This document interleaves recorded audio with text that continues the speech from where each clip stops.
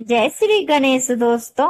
कैसे हैं आप लोग। हमारी आज की कहानी है सास पुजारन बहु अभागन। कहानी शुरू करने से पहले अगर वीडियो अच्छी लगे तो इसको लाइक कीजिएगा, शेयर कीजिएगा, चैनल को सब्सक्राइब कीजिएगा। शुरू करते हैं आज की कहानी।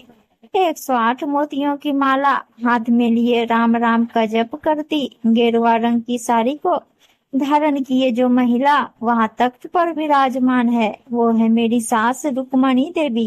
जी, रुक्मणी देवी, जिनके मुंह से निकली बात पत्थर की लकीर ही होती है। जितनी सख्त है उतनी ही होशियार भी।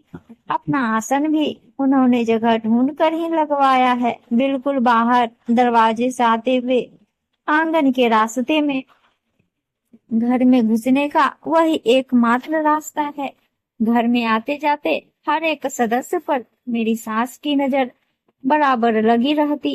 कहने को तो वो हमेशा कहती कि वो भगवान नाम में लीन है, पर उन बंद आंखों से झपकती पलकों के जरिए सब पर नजर रहती थी उनकी। कल शाम की ही बात है, मेरे पति मार्केट जा रहे थे तो उन्होंने पूछा, माँ समोसे ला रहा हूँ सबके लिए, तुम भी खाओगी ना।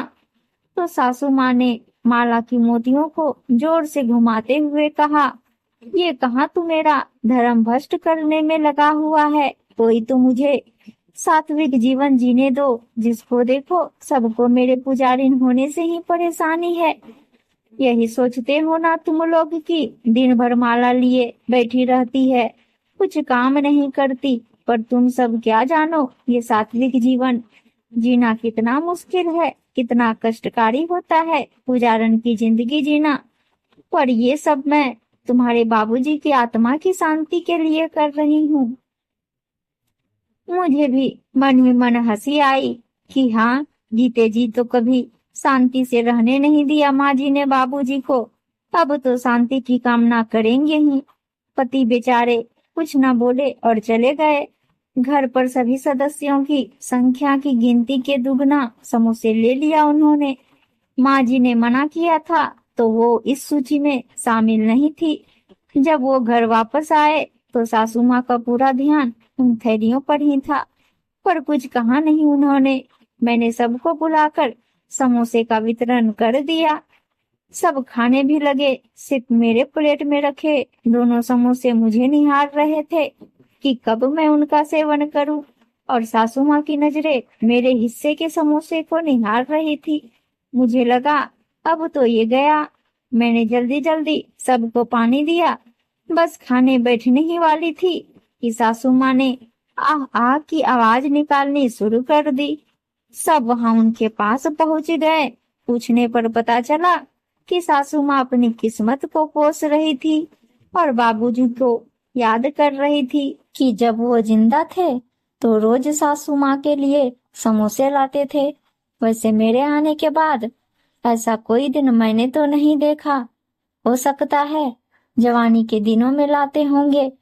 मेरे पति ने कहा, रीमा समोसे माँ को भी खिला दो। ये सुनते ही मेरा मुंह उतर गया, पर माँ जी ने तुरंत कहा, ना रे बेटा, मुझे इस मोह माया में ना डाल। मेरा उतरा चेहरा वापस से खिल गया। मैं समोसे खाने जाने ही वाली थी कि सासू माँ ने कहा, आज बहुत याद आ रही है तेरे बाबूजी की। ला बेटा, उनके नाम पर ही 2 समोसे मुझे भी खिला दे। इतना कुछ किया था उन्होंने मेरे लिए, क्या मैं उनका मान रखने के लिए अपना धर्म कर्म नहीं छोड़ सकती। ला बेटा, दे दे मुझे समोसा। मेरे पति ने कहा, जाओ रीमा, समोसे ले आओ। बच्चे भी मेरा मुंह ताक रहे थे, और मेरी चचेरी ननद, जो कि पढ़ाई के नाम पर पिछले 1 साल से यहाँ डेरा डाल कर बैठी है, वो भी मंद मंद मुस्काए जा रही थी। समोसे परोस दिए गए सासू माँ के लिए। मैंने सोचा कि एक ही दूं, पर दोनों ही देने पड़े, नहीं तो मुझे ही खा जाती मेरी सासू माँ। आंख से मगरमच्छ के आंसू बहाए जा रही थी और इधर चटकारे मारकर समोसे का आनंद लिए जा रही थी। वाह बेटा वाह, तेरे बाबूजी की यादें ताजा कर दी तूने। काश वो भी यहाँ होते हमारे साथ। तभी मेरे मुख का द्वार खुल पड़ा और कुछ सुनहरे बोल इस प्रकार निकल पड़े, हाँ, काश वो भी यहाँ होते तो मेरा समोसा कोई और न खा रहा होता। अब तो भैया भयंकर गलती का एहसास हुआ। जैसे तीर कमान से निकल कर वापस नहीं जा सकता, वैसे ही बातें जुबान से निकल कर वापस नहीं जा सकते। अब तो सासू माँ एकटक मुझे घूरने लगी। ऐसा लगा आज अपने नैनों के प्रहार से वो मेरा जीवन हरण कर ही लेंगी। मेरे पति ने पास आकर कहा, माँ वैसे ही दुखी है, तुम थोड़ा चुप रह लो ना। इससे पहले कि मैं कुछ और कहती, माँ जी के सद्वचन शुरू हो गए। हे भगवान, ये क्या दिन दिखाए हैं।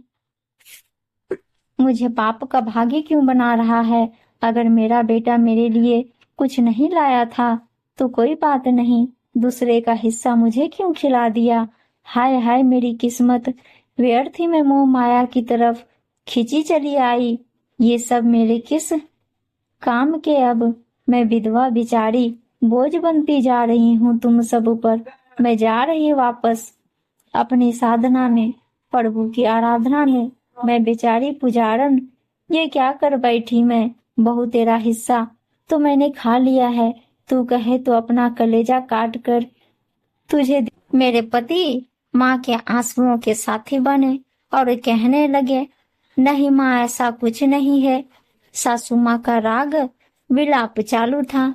आज के बोल थे, तू मेरा कलेजा ले ले बहू, मेरा कलेजा ले ले। मुझे भी बहुत चिरन हुई। मैंने कह दिया, माँ जी समोसा कलेजा में थोड़े न गया है, और जहाँ गया है वहां से मुझे वापस चाहिए भी नहीं। अब चारों तरफ शांति छा गई। हाँ जी, सही समझे आप, तूफान आने के पहले की शांति। माँ जी चुपचाप माला जपने लगी। सब आवाज देते रहे पर वो न बोली। रात के 10 बज गए।